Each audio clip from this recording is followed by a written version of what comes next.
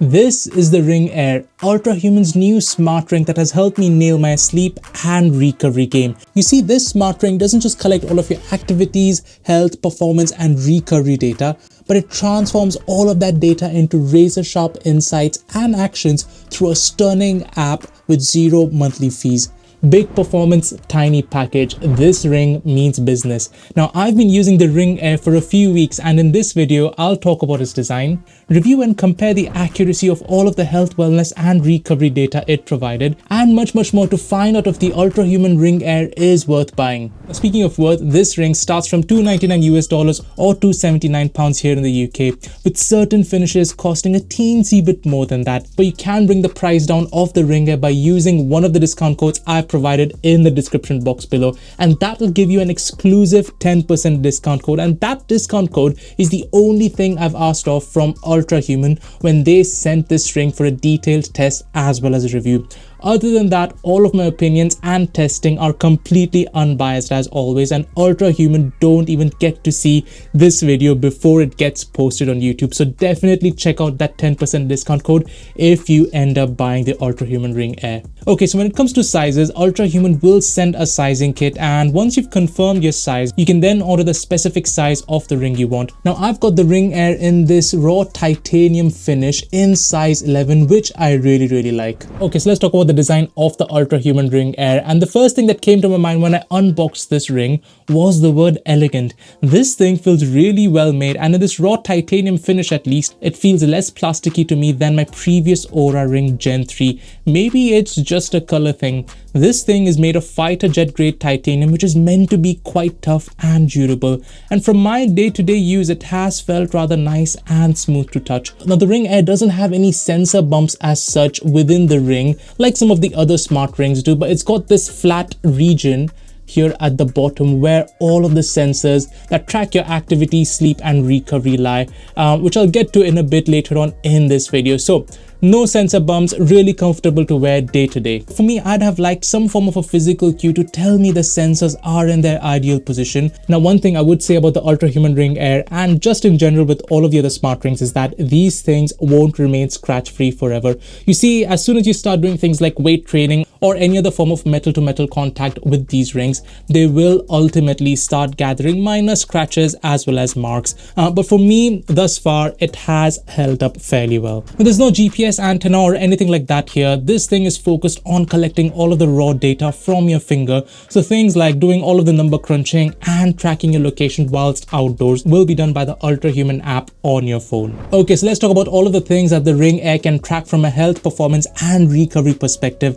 And this thing tracks a bunch of different activities, too many to list in this video, but I'll talk about all of the things it can track and all of the data it's giving you, and I'll try to split this up into a couple of sections so it's easier to discuss. So starting off with activities, the ring is capable of detecting certain activities automatically, such as walking and running. And in cases for specific activities where I need to increase the heart rate sensor recording frequency, there's a bunch of activities within the app to choose from, and there's something here for everyone. Now, the app assigns a movement score out of 100 by combining things like how many calories I've expended during the day, my steps count, distance walked, and my activity levels over the last few days. And on days where I've been particularly lazy, it kind of nudges me to do things and increase my activity levels, which is really good. Now, the ring is able to detect if you've been sat or inactive for too long, and the app will occasionally give me a nudge to stretch my legs a little bit. Now, I often get asked about steps count accuracy for a lot of wearables, so I'll plot a chart of the Ring Air's steps count for a few days,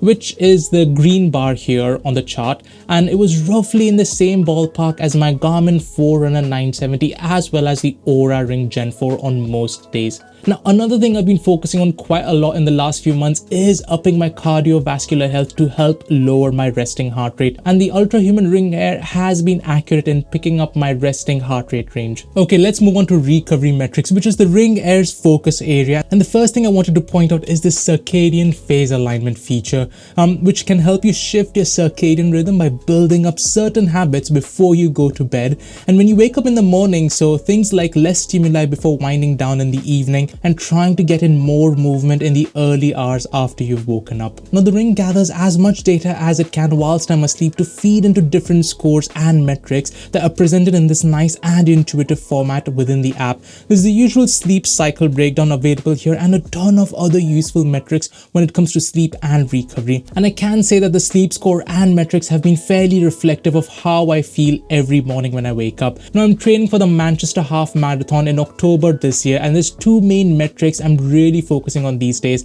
and those are sleep efficiency and heart rate variability.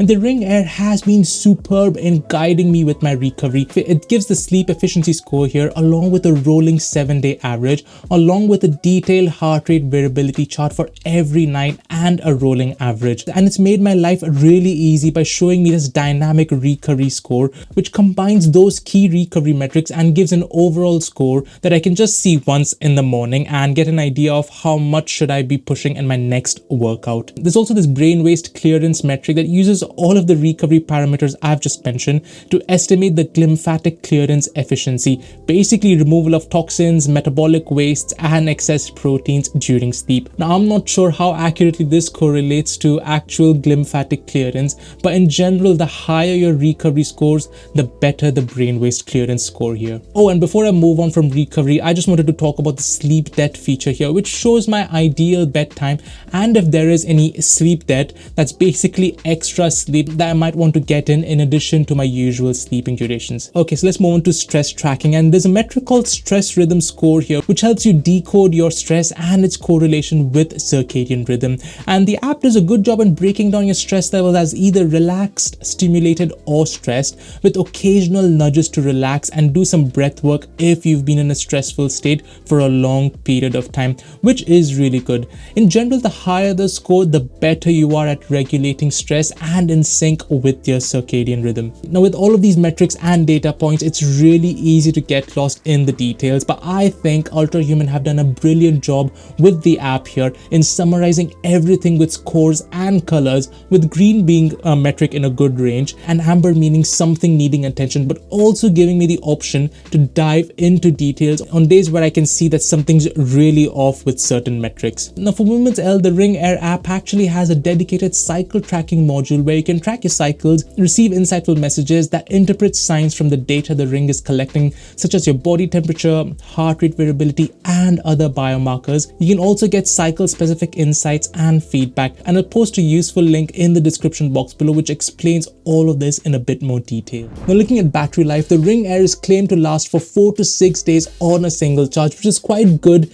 given the size of this wearable. Now, there's two modes to use the battery on this ring. One's called a turbo mode, where the heart rate sensor frequency along with all of the other sensors are working for most of the day and night, and this mode will give you the richest and fullest experience within the Ultrahuman app. And the other mode is called chill mode, which eases off the frequency of gathering all of that data, but will still give you the core experience within the Ultrahuman app. Now, I've been using the Ring Air in the turbo mode so I can get the most data points as well as the best experience within the Ultrahuman app. And in my testing, the Ring Air lost around 11% battery on average every night whilst I was sleeping, with the blood oxygen measurements along with all of the other sensors were also switched on.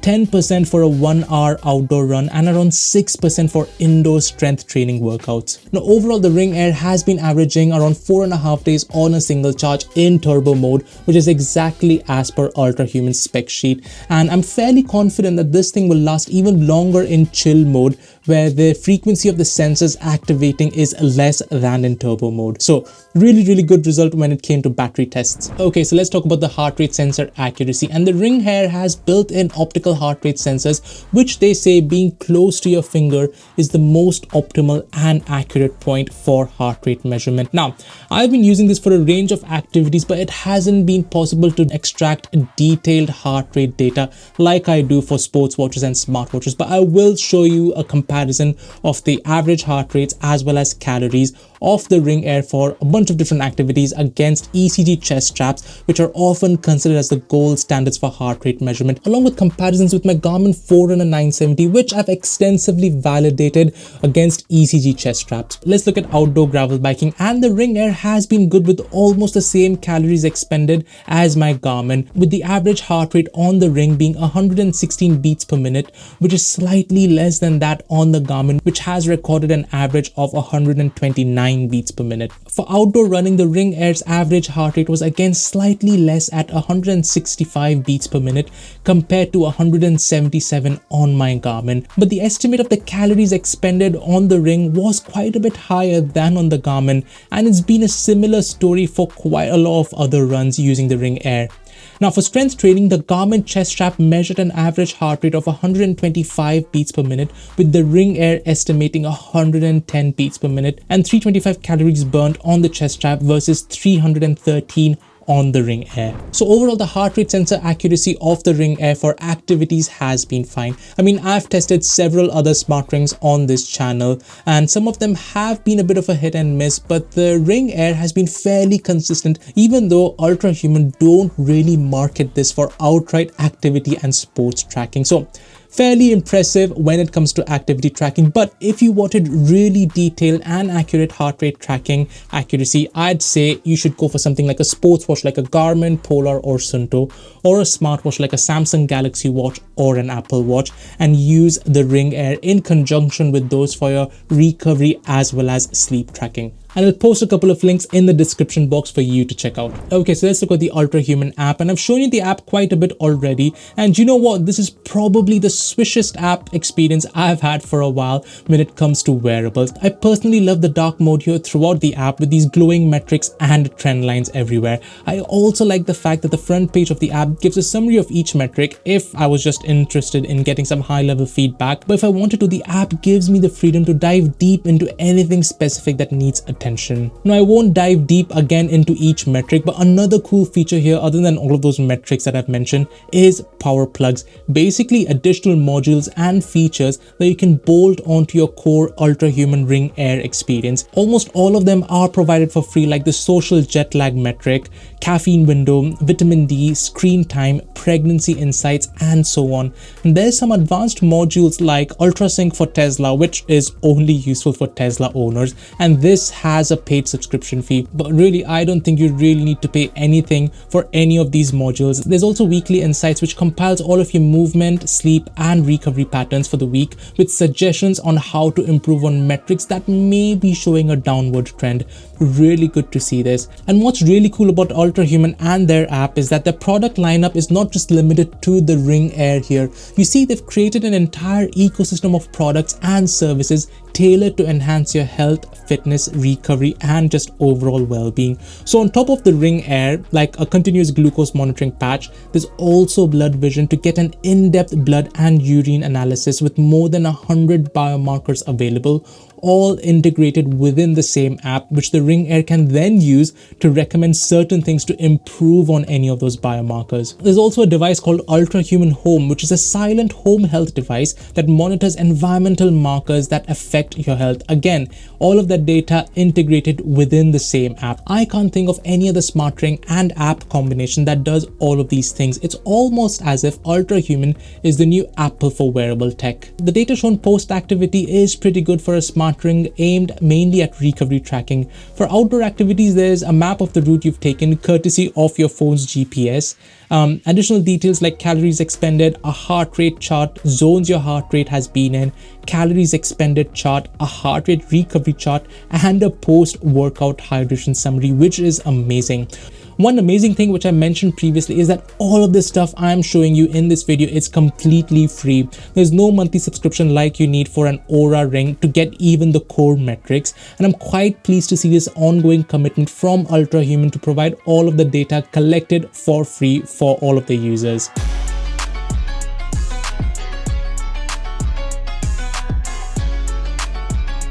So then what do I think about the Ultrahuman Ring Air?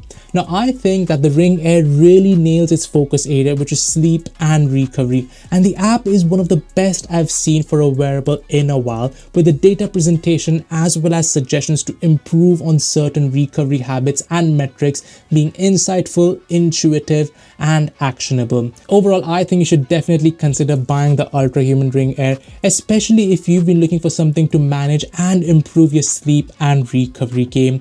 And if you've been looking at the Oura Ring Gen 4 and don't like the monthly subscription model, this thing is a really good alternative, as it gives you all of the data points, all of the metrics, suggestions, and better feedback completely free within the Ultrahuman app. And if you do end up buying the Ring Air, make sure you use one of the exclusive discount codes in the description box below to get the price of this wearable down for you. Alright, so I just wanted to say a massive thanks to all of you amazing subscribers and to new viewers. Don't be shy from pressing the subscribe button, especially if you don't want to miss out on my epic comparison between the Ultrahuman Ring Air and the Oura Ring Gen 4, as well as my deep dive into the Samsung Galaxy Watch 8 and the Watch 8 Classic. See you in the next one.